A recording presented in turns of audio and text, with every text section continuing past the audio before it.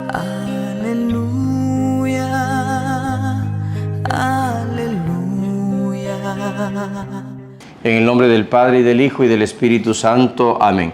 Muy buenos días. Hoy es viernes 13 de julio de 2025. Celebramos la memoria obligatoria de San Antonio de Padua, presbítero y doctor de la Iglesia. El Señor esté con ustedes. Lectura del Santo Evangelio según San Mateo. Gloria a ti, Señor. En aquel tiempo dijo Jesús a sus discípulos: han oído que se dijo, no cometerás adulterio. Pero yo les digo, todo el que mira a una mujer deseándola, ya ha cometido adulterio con ella en su corazón. Si tu ojo derecho te induce a pecar, sácatelo y tíralo. Más te vale perder un miembro que ser echado entero a la gehenna. Si tu mano derecha te induce a pecar, córtatela y tírala, porque más te vale perder un miembro que ir a parar entero a la gehenna.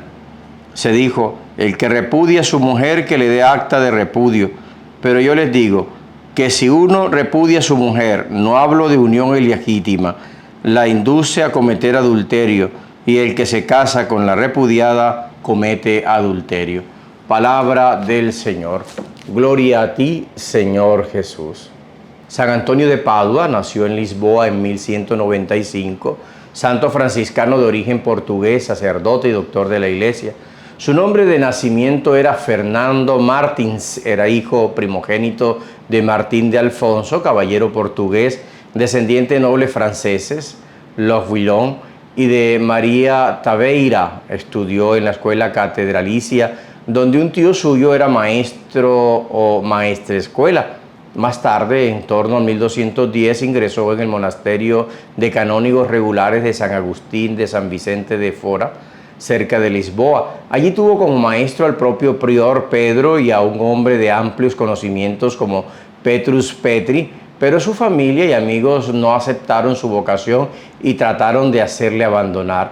Para evitar estas presiones renunció a la herencia familiar y se trasladó en 1212 al monasterio de Santa Cruz de Coimbra, importante centro de enseñanza religiosa que contaba con una gran biblioteca. En este otro lugar recibió la influencia de la Escuela Teológica de San Víctor en París a través de profesores que habían estudiado allí.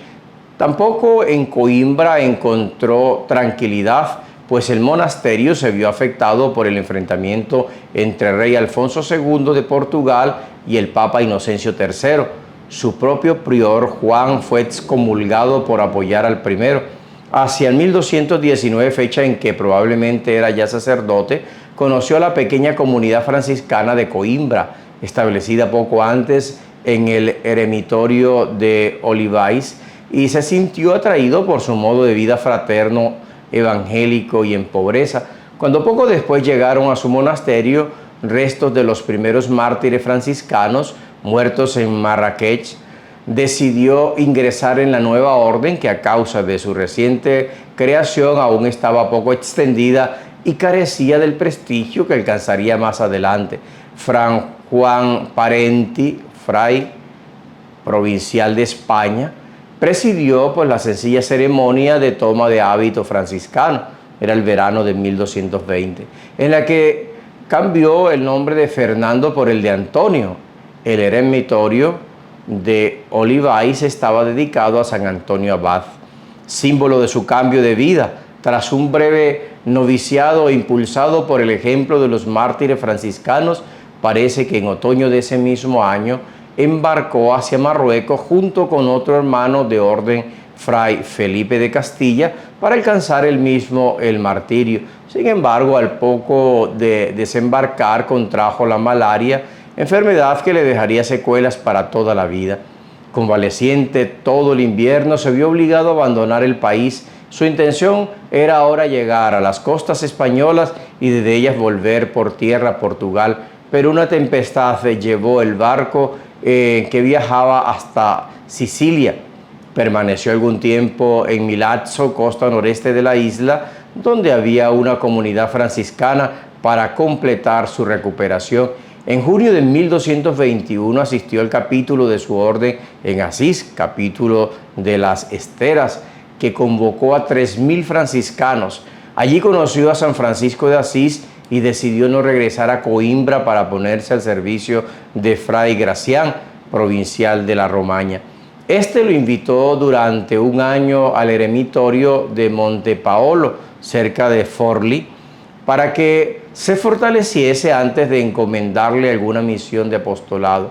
A mediados de 1222, ya con buena salud, predicó en la catedral de Forlì, sin haber preparado previamente sus palabras, pero con gran profundidad, con ocasión de unas ordenaciones de franciscanos y dominicos. Su provincial le nombró predicador y le encargó ejercer su ministerio por todo el norte de Italia, donde se extendía por muchos lugares el catarismo. Recorrió así, enseñando numerosos lugares, su labor catequética en Rímini en 1223. Por ejemplo, fue difícil, pero sus exhortaciones y discusiones públicas acabaron teniendo éxito, logrando convertir, entre otros, a Bononillo, obispo cátaro. A finales de este año o principios del 1224, estuvo también en Bolonia, enseñando teología a otros frailes franciscanos en el convento de Santa María de la Pugliola. Fue el primer maestro de la orden, recibiendo para ello el permiso de San Francisco, que le escribió una carta llamándole mi obispo. Hacia 1224-1225, sus superiores lo trasladaron al sur de Francia, donde los albigenses tenían más fuerza que en Italia. Su método para combatir la herejía consistió en llevar una vida ejemplar, en charlas con los no creyentes y en catequesis para fortalecer la fe de los cristianos. Prosiguió su enseñanza teológica en Montpellier, donde se formaban los franciscanos y dominicos que iban a predicar en la región, y Tolosa, ciudad fuerte o con fuerte presencia vilgense. Además de ser guardián del convento de Le Puy-en-Velay al oeste de Valence y Lyon, y desde el capítulo de Arles en 1225, custodio de Limoges, como tal estableció la residencia de los franciscanos de la ciudad en una antigua ermita benedictina y fundó un convento cerca de Brevier. A finales de 1225 participó en el sínodo de Bourges, que examinó la situación de la región. San Antonio de Padua señaló a los prelados la necesidad de vivir sencillamente para dar ejemplo.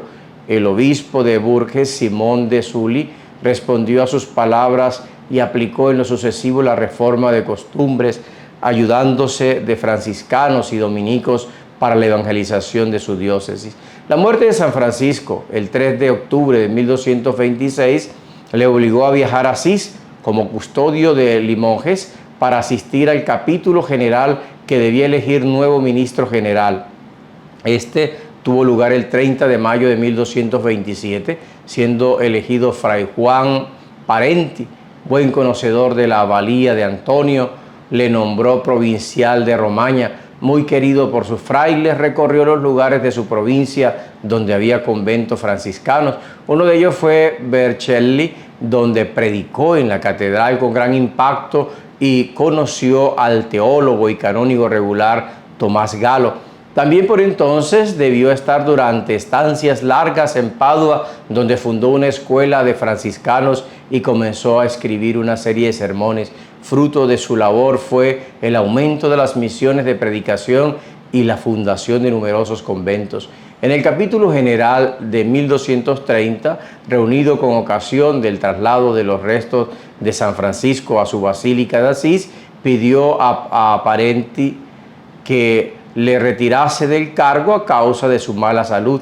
El general aceptó su renuncia a cambio de formar parte de una comisión que debía presentar al Papa Gregorio IX varias cuestiones sobre la regla franciscana que el pontífice debía estudiar y aprobar. Ante él y la curia romana predicó por entonces Antonio, siendo escuchado con entusiasmo. El Papa lo llamó Arca del Testamento.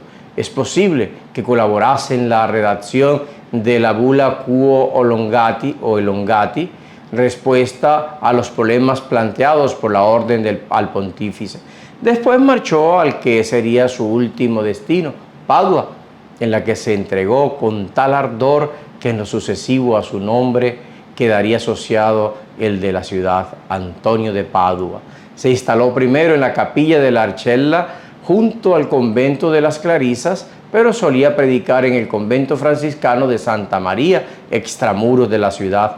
Escribió por petición del cardenal Reinaldo dei Segni, el futuro Alejandro IV, una serie de sermones según las fiestas del año litúrgico y predicó hasta el agotamiento la Cuaresma de 1231. A sus sermones diarios asistió gran parte de la ciudad y consiguió del Consejo Mayor de la ciudad la liberación de los deudores presos por no tener medios con que pagar sus deudas. Origen del Estatuto de San Antonio. Poco después, el podestá Esteban Badoer le rogó que solicitase al poderoso Ezzelino IV da Romano la liberación de varios nobles paduanos que tenía prisioneros. De este modo viajó a Verona y se entrevistó con Ezzelino, aparentemente sin éxito, si bien unos meses después de la muerte de Antonio acabaría por ceder. En mayo, habiendo empeorado su salud por el viaje, se retiró al cercano lugar de Campo San Piero para descansar y terminar de escribir los sermones. Pero la gente tuvo conocimiento del lugar en que estaba y acudió en masa a oírle y predicar o pedirle consejos. El viernes 13 de junio sufrió un colapso y ante el próximo fin pidió que le trasladasen a Padua. Así se hizo, aunque para evitar las multitudes se detuvieron en la Arcella, donde murió Antonio esa misma tarde tras recibir la extrema unción y recitar los salmos penitenciales. No tenía aún 40 años y había ejercido su intensa predicación poco más de 10. Orador sagrado, fundador de hermandades y de cofradías, teólogo y hombre de gobierno, dejó varios tratados de mística y de ascética y se publicaron todos sus sermones. Un año después de su muerte fue beatificado. Su culto, muy popular, se generalizó a partir del siglo XV. Su representación más valiosa se debe a Goya, quien lo plasmó en San Antonio de la Florida. Fue proclamado doctor de la Iglesia en el año 1946. Su fiesta pues se celebra hoy, 13 de junio. Oh, San Antonio de Padua, intercede por nosotros para que también nosotros seamos testigos de este amor del cual fuiste testigo tú con tu vida y tu predicación. Hoy estamos en la continuación de lo que hemos iniciado en esta semana del Sermón de la Montaña, en el capítulo 5 del Evangelio de Mateo. Dice Jesús a sus discípulos: habéis oído el mandamiento, no cometerás adulterio, pero yo os digo, el que mira a una mujer deseándola, ya cometió adulterio con ella en su corazón. Jesucristo en el Sermón de la Montaña da plenitud a los mandamientos, aquellos que entregó Dios en el monte Sinaí o en el Horeb a Moisés. Ahora en la plenitud, Él es el cumplimiento, es decir, no hay que llegar al hecho en sí para incumplir el mandamiento. Dice, basta con que lo desees o lo sientas en tu corazón, el vivirlo o el no vivirlo, ya se ha cometido o algo bueno o algo grave con los mandamientos. Y dice, si tu ojo derecho te hace pecar, sácatelo y tíralo, más te vale perder un miembro que ser echado completo a la gehenna. Si tu mano derecha te induce a pecar, córtatela, más te vale perder un miembro que ir a pagar entero o a parar entero en la gehenna. Es eso, es evitar, ¿no? Es saber conocer nuestras debilidades y no acercarse por allí donde somos débiles en esa situación. Hay que huir. Es mejor que digan, aquí huyó un cobarde que aquí murió un valiente. ¿Ven? La tentación es esa, hay que huir de las tentaciones, porque ustedes y yo no somos más fuertes que el maligno. Dios sí, pero ustedes y yo no, por eso hay que huirle. Por eso entonces decía, y el Señor lo eleva a algo más sublime, ¿no? Espiritual. Si sientes algo en el corazón, ten cuidado, porque si sigues en ese camino desviado o en ese camino pensando que eres un superhéroe, eres un poderoso, que ya tienes toda la fe del mundo para afrontar esa situación, tenga cuidado y no vaya a caer. El que repudie a su mujer, que le dé acta de repudio, se decía antiguamente, pero yo os digo, ¿no? Ese yo os digo es sublime, ¿no? Es magnífico, es estupendo, es loable en los labios de Jesús. Que si uno repudia a su mujer, dice, no le hablo de unión libre o de concubinato, Dice, la induce a cometer adulterio. El que se casa con una repudiada comete también adulterio. Ahí el Señor nos llama a esto, a vivir la pureza en el corazón, en el alma y en la vida, para que podamos vivir según el Evangelio. Recuerden, hoy tenemos la fiesta de San Antonio de Padua. Hemos invitado a todas las personas que lo deseen así, traer pues frutas, verduras, comida no perecedera para hacer el altar, panes para hacer el altar de San Antonio. Esto después lo compartiremos con la gente necesitada, con los pobres, en el ancianato, etcétera, el seminario en algunas partes, donde gente necesitada puede aprovechar estos alimentos que nosotros traemos. Y hay una tradición que dice, quien hace esto jamás faltará el pan o el alimento en su alacena. Vamos a traerlos hoy en la mañana, hasta el mediodía estaremos recibiendo pues estas frutas, verduras, alimentos no perecederos para el altar, y luego en la tarde, hacia las 5:15 de la tarde, tendremos la procesión con la imagen de San Antonio de Padua. Que el Señor los bendiga a todos en el nombre del Padre y del Hijo y del Espíritu Santo. Amén. Feliz día para todos. Aleluya, aleluya.